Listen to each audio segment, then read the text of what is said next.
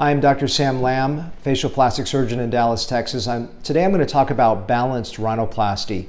What balanced rhinoplasty means is that nothing about the nose looks too large or too small. For the face, for the ethnicity, for the gender, and each part balances itself. So of course the nose has got to fit the face. You don't want a very large nose on a small face, or a tiny nose on a large face, or a nose that doesn't look ethnically appropriate, such as an over-pinched nose for a very fine, perfect tip for African American.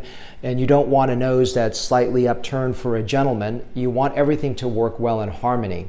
What I'm going to talk today about is really creating a balanced rhinoplasty for each of the parts of the nose. So let me explain to you sort of what that means. So think of a glass of water on a television screen. If I have a glass of water, I ask you, how big is this? You really have no idea. But if I put a shot glass next to it, the glass of water looks really large.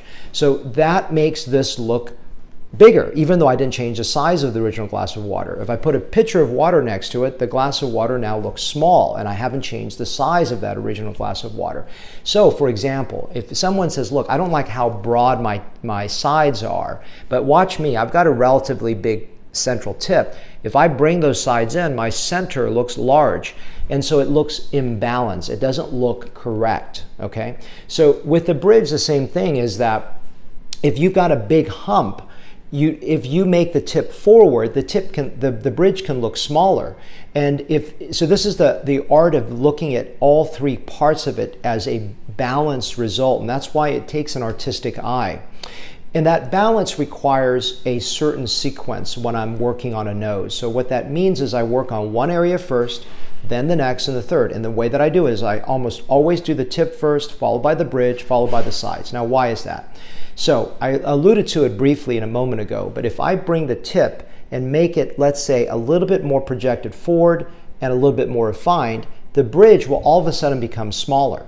So I don't have to take as much of the bridge down, for example. Or if I need to build the bridge up a little bit, if I bring the tip forward, I may have to build the bridge more than I would. If I don't bring the tip out as forward, I may build the bridge less. That would be obviously for an Asian where I'm building a bridge, or African American where I narrow the bridge. And usually for Caucasian or a white person, I'm lowering the bridge oftentimes. And so I may lower the bridge less if the tip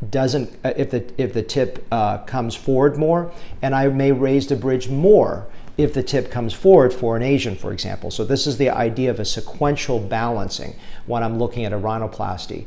The sides of the nose are always at the end, and the reason I do that, I already showed you this, is that let's say I can really refine the tip well. Great example, this Tuesday I had a revision rhinoplasty on a lady that had a rhinoplasty about 15 years ago, and she had a very broad tip, and I told her most likely I'm not going to narrow the sides. Well, I was able to truly refine that tip in a way that was great. I defatted the nose. I was able to take some bulky cartilage grafts out, made the nose really beautiful. And I actually also did what's called lateral tensioning, which basically means nowadays I do what's called a caudal septal extension graft. I'm able to bring that tip and support it on a firm platform compared to the old Collie-Meller struts that were very unpredictable. By strengthening that tip, I can actually pull the sides in.